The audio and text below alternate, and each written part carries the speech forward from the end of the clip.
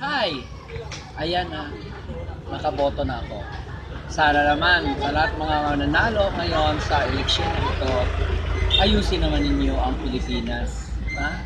Tandaan niyo yan, binoto namin kayo para maayos na ang takbo dito natin sa Pilipinas. Well, ito po mga pakita.